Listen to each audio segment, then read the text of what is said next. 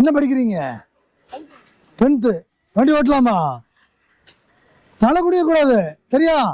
வண்டி இனிமேல் அப்பாவே கொடுத்தாலும் எடுத்துட்டு போக கூடாது, புரியுதா? அப்பா போய் ஜெயிலில் நிற்கணும்.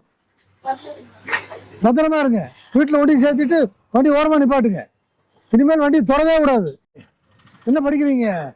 11th. வண்டி ஓட்டலாமா? ஓட்டக்கூடாது இல்லை, அப்புறம் ஓட்டி வர்றீங்க. பெட்ரோல் போடலாமா தம்பி? இவங்களுக்கெல்லாம் சின்ன பசங்களாம் வண்டி ஓட்டி வர்றாங்கல்ல, பெட்ரோல் போடலாமா? பெட்ரோல் சின்ன பசங்க வண்டி ஓட்டி வந்தால் பெட்ரோல் போடலாமா? அப்படியா? அடிக்கிற வேலை யார் ஓட்டி வந்தா என்ன? ஆனால் உங்கள் அப்பா அம்மாவுக்கு சொல்கிறேன், 6 மாதம் ஜெயிலுக்கு போகணும், சரியா? அடுத்து உங்களுக்கு லைசன்ஸ் இருக்குல்ல, ஓட்டும் உரிமம், அது உங்களோட 25 வயசு வரைக்கும் கிடைக்காது. உங்கள் இழப்பீடு நடந்துச்சுன்னு வச்சுக்கோங்க, விபத்து நடந்துச்சுன்னா, இந்த ஆட்டோக்காரர் அடிச்சிட்டிங்க அப்படின்னா அந்த ஆட்டோக்காரருக்கு என்ன செலவாகுதோ அதை நீங்கள் தான் கொடுக்கணும். உங்கள் சொத்தை விற்று தான் கொடுக்கணும்னு சொல்லியிருக்காங்க. அது மட்டும் கிடையாது, எந்த விதமான காப்பீடு உங்களுக்கும் கிடைக்காது, புரியுதா?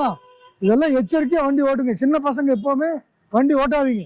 18 வயசு முடிஞ்சதுக்கப்புறம் ஓட்டு உரிமை எடுத்துட்டு வண்டி ஓட்டுங்க, புரியுதா? ஆமாம், எப்போவுமே எச்சரிக்கையாக இருங்க. விபத்து நடந்துருச்சுன்னா எல்லாரும் போய் கை கட்டிட்டு சிறைச்சாலையில் தான் உட்காந்துருக்கோம். வேறு அப்படி போய் சுற்றி வாங்க, ஒரு வழியில் வாங்க போங்க. எப்படி எல்லாரும் ஒரு வழியில் வராங்க, நீங்கள் ஒரு வழியில் வரீங்க, போங்க.